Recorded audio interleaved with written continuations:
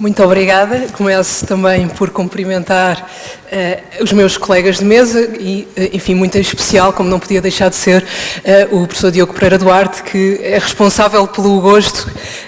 que tem criado a estudar estas áreas que tornam tudo tão desatualizado, tão depressa e que por isso são tão desafiantes para todos nós e muito especialmente para as universidades e para o Centro de Investigação de Direito Privado e por isso, enfim, o dinamismo que tem trazido tem sido absolutamente fundamental para o Centro. Cumprimento obviamente também o meu colega e amigo, professor Barreto Menezes Cordeiro e o meu antigo aluno, e é sempre um prazer e neste momento é que me sinto a ficar velha quando partilho mesas com antigos alunos que recordo com tanto carinho e com saudades, e o doutor João Vieira dos Santos, que também, enfim, desde há muito já nos vem acompanhando na Revista de Direito das Sociedades e com grande gosto para todos nós. Enfim, finalmente cumprimento todos os presentes. Imagino que haja formações muito diferentes porque estes temas prestam-se a isso. Há, naturalmente, aqui uma grande mistura de conhecimentos e a minha apresentação, em certo sentido, vai tentar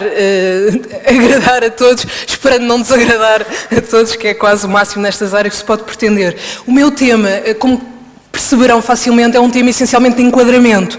E o que me traz aqui hoje é perceber qual é o papel destas várias formas de financiamento, em torno das quais nos reunimos, no contexto do financiamento das empresas e perceber como é que uma empresa, seja uma startup, seja mais genericamente uma pequena e média empresa, consegue ir evoluindo naquilo que se costuma chamar o funding escalator, não é? No devir do ciclo de financiamento da empresa e porque, no fundo, estes meios de financiamento alternativos e porque é que eles próprios chamam alternativos. Na verdade, o próprio conceito de financiamento alternativo, se nós bem pensarmos, é um conceito que vai ele próprio evoluindo. Se calhar há uns anos, aquilo que nós pensávamos como financiamento alternativo era o capital de risco. O capital de risco surgia como uma alternativa ao financiamento bancário e por isso era um financiamento alternativo. A conclusão a que se chegou é que o próprio capital de risco não tem capacidade para servir muitas empresas e, por isso, é preciso aparecerem alternativas viáveis ao próprio capital de risco. Ou seja, longe de termos um conceito de financiamento alternativo estabilizado, ele vai seguramente adaptando-se às necessidades das empresas que já não se conseguem financiar através do simples bootstrapping ou através dos chamados 3Fs, o fundador, a família e os amigos, ou naquela brincadeira que eu já aqui, numa jornada do ano passado, fiz apelo, Family, Friends and Fools, enfim, porque é preciso, em certo sentido, uma certa dose de coragem para investir em muitos destes projetos e o que percebemos é que surge aqui um gap de financiamento, um funding gap, em que estas formas alternativas de financiamento vêm atuar. E é importante perceber isso, e isso prende-se também com duas intervenções que quer o Dr. João Gião, quer o professor Miguel Ferreira fizeram na sessão de abertura, que é, no fundo, perceber que os bancos não têm vocação, nem é suposto terem, e não deveriam financiar sequer um conjunto muito importante de empresas que encontram alternativa aqui precisamente nestes meios de financiamento que por esse motivo se vêm designar justamente financiamentos alternativos. Quando eu penso num banco com as preocupações que é suposto ter em termos de estabilidade sistémica, é evidente que as empresas não podem estar excessivamente dependentes dos bancos, nem é desejável que estejam em perspectiva nenhuma, quer do banco, quer do próprio sistema financeiro. O capital de risco é uma alternativa, é verdade, mas é uma alternativa que não serve sempre, nem serve para todas as empresas. Enfim, para benefício dos estudantes menos familiarizados com o tema, o capital de risco não é mais do que, explicado de uma forma muito simples, do que a participação, seja através da subscrição, a aquisição de participações sociais numa empresa, portanto, financia a empresa através no investimento que é feito com as entradas e depois é, se quiserem, remunerado no momento do desinvestimento, com a venda com lucro, normalmente da participação social. Daí que, isto numa modalidade mais simples, mas não vamos complicar, daí a essencialidade, aliás, do fenómeno do desinvestimento e daí todo o contencioso que conhecemos ligado com o momento do desinvestimento. Mas, essencialmente, capital de risco é uma designação perfeitamente apropriada, não é? Porque o investidor de capital de risco, isto é importante para perceber a diferença de papel que têm os financiamentos alternativos, o investidor de capital de risco corre o risco, efetivamente. Se o negócio for bem sucedido, ele será adequadamente remunerado, se não, perde o seu investimento como um sócio de uma empresa. Obviamente que isto significa que o investidor de capital de risco normalmente vai querer intervir, não é forçoso, aliás já temos jurisprudência do Supremo Tribunal de Justiça a dizer que não é obrigatório para a qualificação, mas o investidor de capital de risco tipicamente vai querer intervir na gestão, na organização, vai prestar aconselhamento, tem aquilo que se costuma chamar uma postura hands-on, por isso também se fala no smart money. E isto tem implicações, por um lado é bom, mas por outro lado implica uma certa dose de perda do controle da empresa, que é um ponto que também foi abordado pelo Dr. João Gião. É evidente que estas formas de financiamento alternativas podem ter outros problemas, mas não se defrontam com um problema que existe muitas vezes ligado ao capital de risco, que é precisamente o risco de perda de controle, mesmo que isso não implique uma participação maioritária. As características do investidor de capital de risco tornam-no muito presente, não só através do capital social, mas através de acordos parasociais e outras figuras, na vida da empresa. Aliás, para alguns, até, enfim, as perspectivas sobre o capital de risco são um bocadinho diversas, mas alguns quase veem os investidores de capital de risco como praticamente hedge funds, e em muitos casos tem aparecido essa acusação. Obviamente que isto não vale sempre, mas é um terreno pela situação das empresas, ou porque estão numa fase inicial, ou porque estão numa fase de recuperação, torna-se um terreno relativamente propício a abusos. Enfim, mas por aí não quero entrar. Seja como for, deixando de lado situações potencialmente patológicas, que também têm de ser vistas com alguma cautela, o capital de risco cumpre uma função essencial.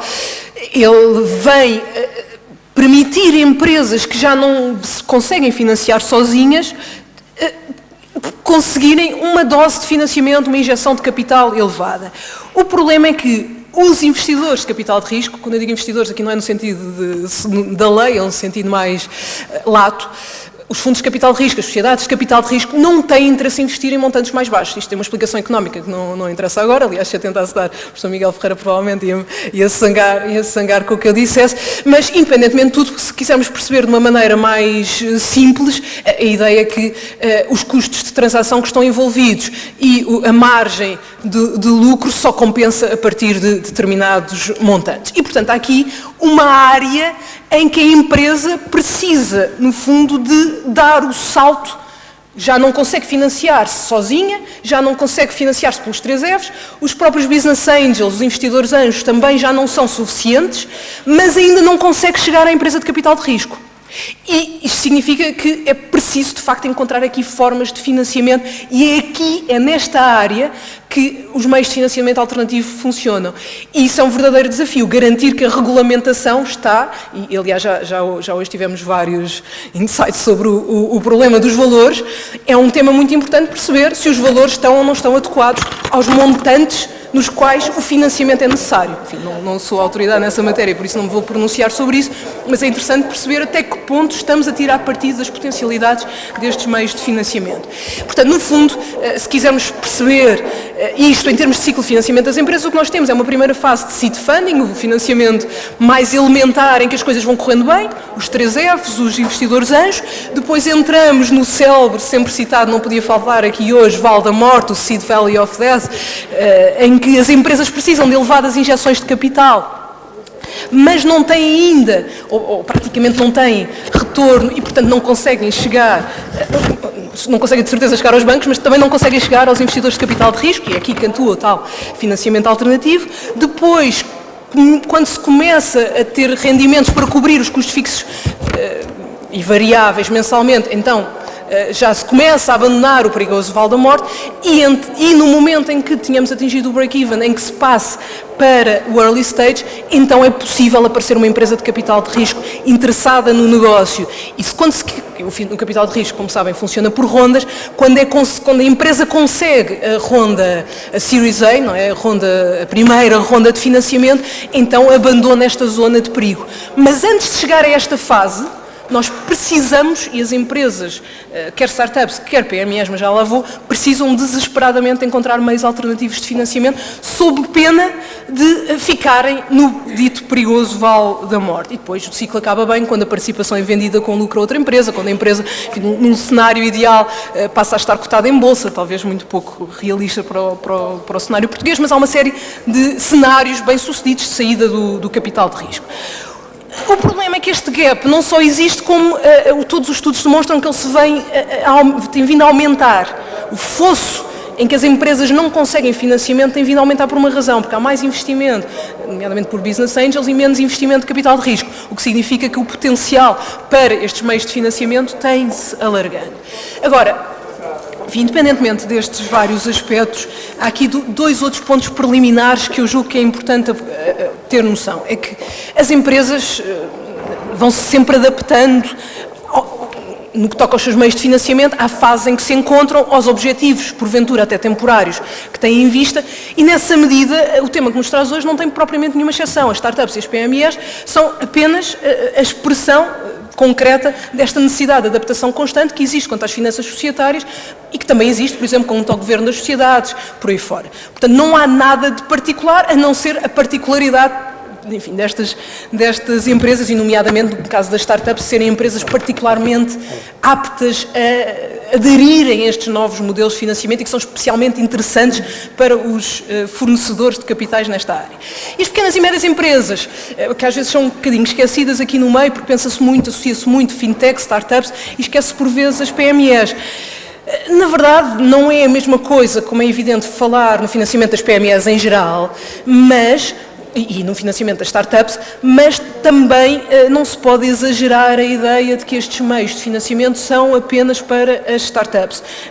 Isso, enfim, será particularmente interessante para o sucesso destes meios de financiamento se nós pensarmos que as PMEs, como todos bem sabem, representam qualquer coisa como 99% das empresas europeias, das empresas nacionais, são a larguíssima maioria da força de trabalho e, portanto, enfim, restringir isto às startups seria restringir muitíssimo o alcance destas formas de financiamento que nos trazem aqui hoje. Simplesmente as PMEs têm um problema. Quer dizer, têm muitas coisas boas, mas têm um problema. Para os bancos, evidentemente, não são interessantes pela elevada complexidade, pelos montantes relativamente baixos, por confronto com a complexidade das suas finanças e pelas diligências que têm de ser desenvolvidas para o financiamento, mas também não são atrativas, tipicamente, para uma empresa de capital de risco, a não ser em determinadas circunstâncias particulares. E, por isso, o financiamento alternativo pode tornar-se, no futuro, uma forma interessante para as PMEs se desenvolverem, particularmente aquelas que envolvem um risco mais elevado. O que não significa, atenção, que eu esteja aqui a pretender que as startups deixam de ser o principal protagonista destes financiamentos alternativos. São e serão sempre, até pelas suas próprias características, aquela ideia da permissionless innovation, a ideia do hacker way que caracteriza estas startups. É evidente que elas serão os particulares protagonistas. Mas, por exemplo, nós olharmos para o relatório da OCDE de 2018, de fevereiro deste ano, precisamente sobre o financiamento das pequenas e médias empresas, o que nós vamos lá encontrar é uma grande ênfase dada às formas alternativas de financiamento para as PMEs, embora sublinhando sempre a grande importância neste contexto das startups. Enfim, a referência do relatório reporta-se em geral à online finance sem distinções e explica uma coisa importante que por vezes também não é lembrada, é que um sucesso de uma campanha, quando uma campanha seja bem sucedida, esse sucesso não é só relevante para aquela campanha em concreto, mas é também relevante do ponto de vista da atratividade de outros investimentos, de outros financiamentos, porque é um sinal de credibilidade, é um sinal de viabilidade do projeto e, portanto, não só tem um papel em si mesmo, como tem um papel de atração de outros meios de investimento naquela empresa. Por outro lado, outro aspecto que se sublinha nesse relatório é que, apesar de, em muitos países, e nós hoje tivemos muitos dados sobre isso e já temos uma grande capacidade de perceber, enfim, dentro das nossas limitações, como é evidente, mas temos uma grande capacidade de perceber o panorama dos diferentes países, a verdade é que o que se diz aí é que se nós pensarmos que há países que estão na sua infância, mas também temos experiências comparadas muito interessantes nesta área, nomeadamente na China, nos Estados Unidos, no Reino Unido, que demonstram que a online finance tem capacidade para servir um número significativo de empresas e tentar fechar este financing gap em pequenas e médias empresas em geral e não apenas nas startups. Obviamente que nós estamos sempre a pensar em empresas que têm muito, pelas suas características, têm muito maior viabilidade de conseguir ser financiadas por aquilo que são chamados os online lenders do que propriamente por um banco. Pelo contrário, se estivermos a falar, obviamente, de uma empresa bem estabelecida, que as coisas vão todas correndo bem, o financiamento bancário não oferece problemas, também não exageremos o papel aqui destes meios financeiros. Mas a verdade é que a excessiva dependência do financiamento bancário se torna problemático, particularmente enquanto tudo corre bem, vai tudo correndo bem, mas em momentos de crise isto tudo vem ao de cima e é verdadeiramente problemático para as empresas. Por isso é que é importante ir criando uma sustentabilidade noutras formas de financiamento. E é importante eliminar a ideia de que isto seriam formas de financiamento que só estão ao alcance de uma espécie de elite de empresas especialmente vocacionadas. Não, todas as empresas, em todos os setores, têm potencial maior ou menor para recorrer a estas fontes de financiamento alternativos, até porque temos uma variedade tal de fontes de financiamento alternativas que alguma há de servir os interesses da empresa. E isto vale, tal como o capital de risco pode servir para uma multiplicidade de empresas, dependendo do caso concreto, isto vale também quanto ao crowdfunding e vale quanto aos próprios ICOs que vão ser falados da parte da tarde, porque muitas vezes há a ideia que só servem para empresas de blockchain propriamente puras e duras, mas a prática tem demonstrado que há empresas em vários setores a recorrer a estes meios de financiamento que no fundo estão a meio caminho entre os IPOs e o crowdfunding, não é? As empresas oferecem moeda ou tokens ao público em geral, em troca seja de moedas virtuais, bitcoins, etc., o que seja, ou de dólares, euros, moedas com curso legal, e um pouco à semelhança das ações, tal como o titular das ações fica com o direito a receber os dividendos, também através destes tokens os investidores ficam com o direito, no fundo, de participar e de receber uma parte dos benefícios da empresa. Portanto, isto é um tópico que vai ser tratado da parte da tarde, mas em termos de enquadramento, o que eu queria sublinhar era precisamente a suscetibilidade de nós generalizarmos as várias formas de financiamento a um conjunto razoavelmente alargado de empresas. Neste processo, é evidente que nós estamos muito dependentes da tecnologia, mas estamos simultaneamente dependentes da legislação e aqui a Europa tem tido um papel importante, nomeadamente se pensarmos nos efeitos, se quisermos em bola de neve, da legislação que vai sendo aprovada a nível europeu. Por exemplo, se pensarmos nos efeitos que pode ter a Diretiva dos Serviços de Pagamento na versão agora revista, isso pode tornar-se particularmente interessante pelo A2A, não é? O Access to Account, as APIs que possibilitam este acesso maior à informação. Enfim, eu não sou propriamente especialista nisso, portanto, a forma mais fácil de perceber, costuma dizer, enfim, se pensarmos que os APIs, que se costuma dizer que são a cola que une o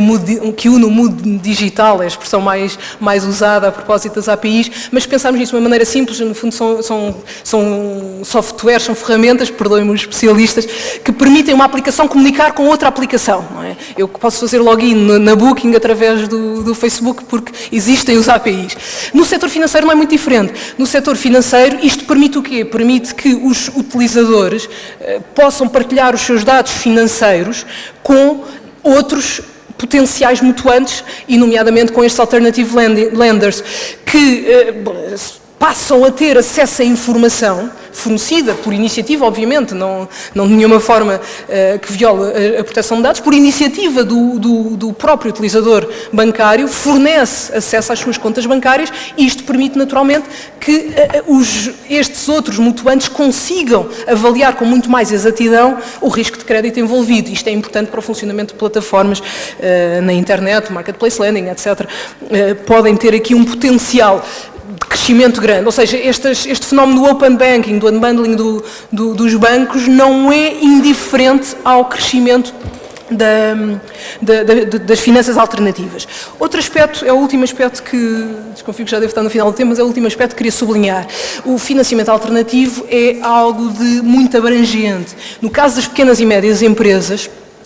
há uma fonte de financiamento que pode ganhar uma especial importância, ou que ganha uma especial importância, embora tenha problemas do ponto de vista do princípio da exclusividade, que é a private debt, que é uma espécie, se quisermos, de irmão da private equity. Não é? Os devedores, os fundos de private debt são, no fundo, são fundos especializados que investem em termos relativamente similares àqueles em que investe o fundo de private equity. O problema aqui, e portanto, se quisermos a private debt não é muito diferente do financiamento bancário, não se desse o caso dos bancos serem avessos ao risco e, pelo contrário, estes financiadores alternativos, porque são financiadores alternativos, existem por causa do risco e vivem bem com o risco através de uma série de instrumentos precisamente adaptados ao maior risco aqui envolvido. Estamos a pensar em figuras como empréstimos diretos, que podem ser mais problemáticas, empréstimos